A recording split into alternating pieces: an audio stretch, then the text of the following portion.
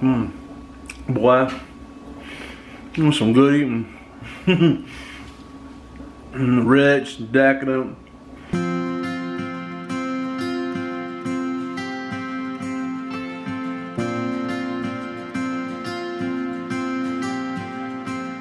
Hey friends, this is Angela from Art of Creation Homestead again, and we're back at you with another Homestead kitchen skills.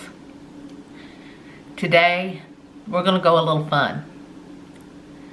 I'm going to teach you how to make homemade, fudgy, chewy, delicious brownies without a box mix. And when I am done, you are going to say, I have everything in the house to make those at any given time. They are so easy to stir up that I don't even need a mixer. I'm going to make those instead of that box mix. So now, there's a few tricks here, a few tricks of the trade that I'm going to teach you here, how to make perfect brownies every time. And first things first, you need to, in your oven, you need to set your racks in a certain position. The bottom rack, you need to have one step up from the bottom. The top rack, you need to have one step down from the top. You'll see why in just a few minutes. It's very important. Preheat your oven to 350 degrees.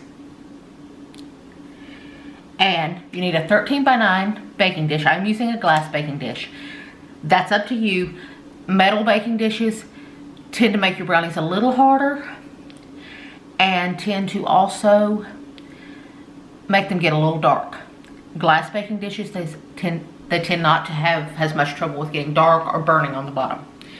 And I have lined it with parchment paper. You can line it with foil or parchment paper. As you can see, my parchment paper is crumpled up a little. There's the key to using parchment paper. It works better if it's a little crumpled up. And you want to spray that down with some cooking spray or however you grease it up. You want to spray that down with some cooking spray. Or whatever you do. Whether you butter or whatever you do, go ahead and do that. This parchment paper or foil, whichever you use, is going to work as a sling to be able to pull your brownies out so you get nice clean cuts and so you don't have to dig them out of the pan. Okay, now let's get started on these beautiful ingredients. In this bowl, we have 1 cup of granulated sugar. We use pure cane sugar. We have 1 cup of packed light brown sugar that I've kind of sifted through with my fingers and broke up the lumps. And then we have a 1/2 cup of unsweetened cocoa powder. Now I know, it looks strange to have the cocoa powder in with sugar. There's a reason for that. You know, most of the time the recipes tells you to sift the cocoa powder in with the flour. You don't need to do all that. See all this sugar? It's granulated. It's rough and it's coarse. You know, cocoa powder always has lumps in it. These sugars are going to work as an abrasive to break up all those lumps in your cocoa powder. And when you're done stirring these together, because that's what you want to do, you want to stir them all together.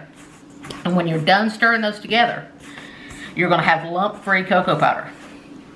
The only lumps you are seeing in there now are some lumps that are remaining from your brown sugar. And those will mix right in once we start adding liquid ingredients. To this, we are going to start adding in our fats. Now, this is where it gets controversial.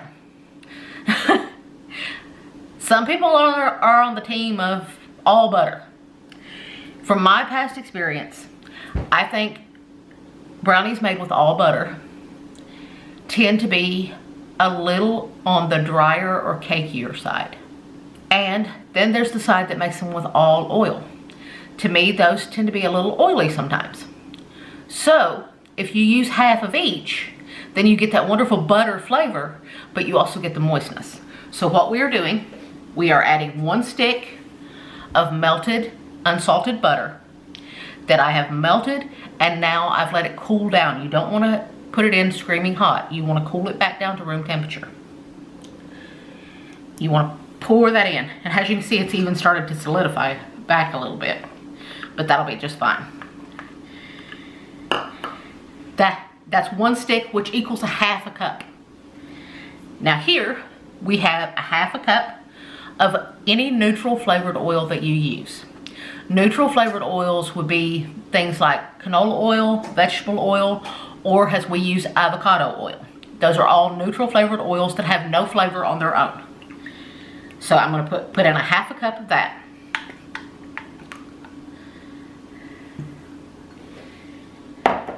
Now to this, we are going to add 2 teaspoons of vanilla extract. You guys know I don't really measure vanilla extract. Now, the next ingredient is optional. You can add this or not add this. The next ingredient I am adding is instant espresso powder. You can buy this in any grocery store. You don't have to go to a specialty food store to get it. You don't have to do this. The reason I do it is just this 1 little teaspoon of instant espresso powder here makes these brownies taste so much more chocolatey. It makes them taste so much richer and so much more chocolatey. It's really worth it if you want to take the time to buy it, but if you don't have it in the house, don't worry about it. But you want to add it now so it's on top of your liquid ingredients so that it can dissolve. Now in this mug, we have 4 large eggs, and I have just slightly beaten them. They're not fully beaten together. They're just slightly beaten. Now you want to add all of that. See? It's just dumping it all together. It's just dumping it all together, people.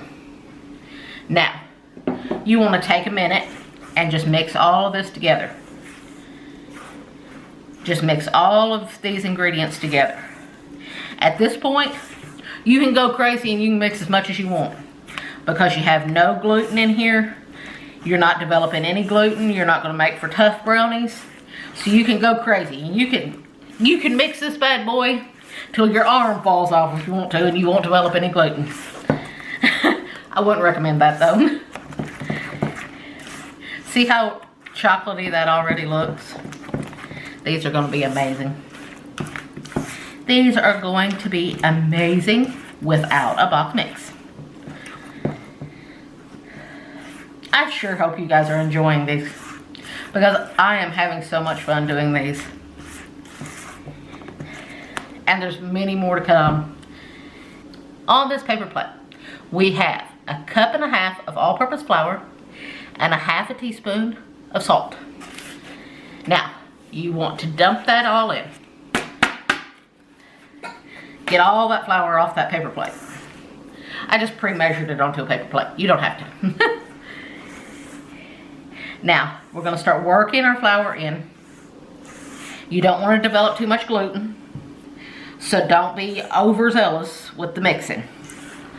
And if you're like me, just throw it everywhere. Because apparently that's what I just did. So now, we are going to get it to this point where you're starting to see streaks of fully mixed brownie batter and streaks of not mixed brownie batter, where you still see powder.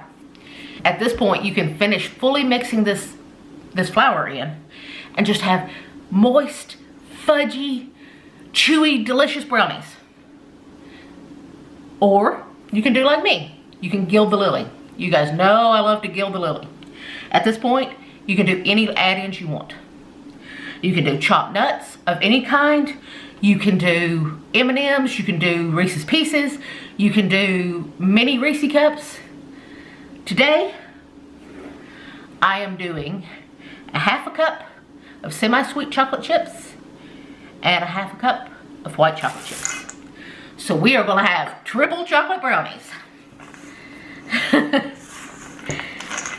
And ain't nobody gonna be mad at that. Ain't nobody gonna be mad at no triple chocolate brownies. I ain't gonna be. Now, you wanna make sure all of the dry pockets, make sure you scrape to the bottom. Get all those dry pockets of flour that may be hiding in the bottom because they like to hide. So once you don't see any dry pockets of any flour left behind, then there you go. It's ready to go. How easy was that? Come on. How stinking easy was that? See, you don't need no box mix to make a good brownie. Now, we're just gonna pour it into our lined pan. Look at that lusciousness. This is some insane brownie batter right here. This is truly some insane brownie batter.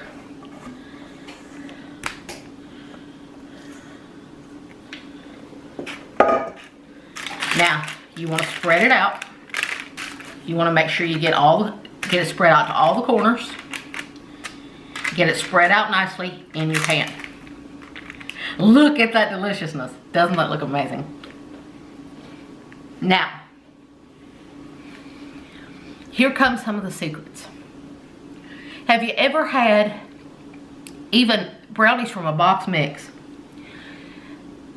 that the corners and the ends are not chewy and beautiful, but they are hard as a rock and they are firm? The brownies are so firm, they're not fudgy, they're dry. Here's why. Remember I told you to put the racks in a certain position. That's very important.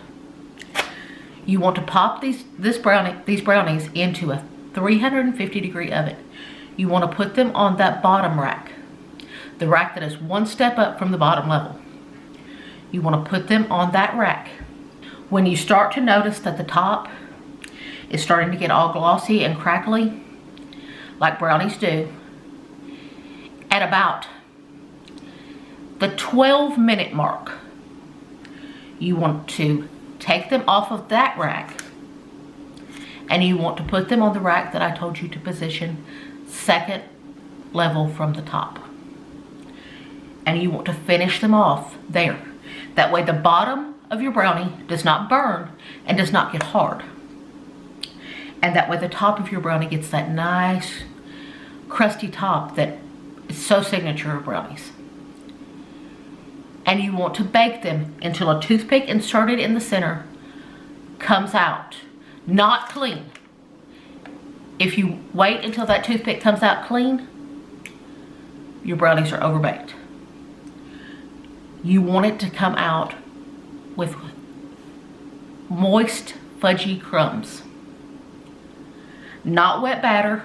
And if you stick it in and you come out with melted chocolate from hitting a chocolate chip, if you put chocolate chips in, just poke in a different spot. You don't want wet batter, you don't want dry, you want moist, fudgy crumbs. That's when it's perfect to pull out. Because carryover cook is going to kick in and it's going to finish baking in the pan out of the oven. If you pull them out when that toothpick comes out clean, they're already perfectly baked at that point. So when carryover cook kicks in, you are going to end up with hard, overbaked brownies instead of that moist, fudgy deliciousness. So now I'm going to pop these into the oven. I'll show you what they look like when they come out. Okay, these beauties are out of the oven. When I inserted a toothpick in the center, just moist, fudgy crumbs came out. Look at that beautiful top. Look at that beautiful, shiny top. That tells you these are going to be the perfect fudgy brownie.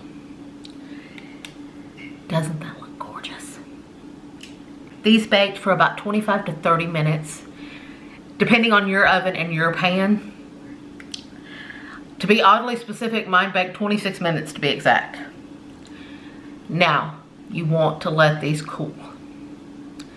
Otherwise, you are going to burn your pie hole. And also, they need to finish carryover cooking and need to finish baking. And Jason is going to be so surprised when he comes home and finds these. He loves my homemade brownies. So, you guys get to see him enjoy them when he gets home. Alright guys, I come home to work and see these sitting on the island. I think it's a pretty good shot. pretty good surprise there. So look at that. I love me some white chocolate chips too.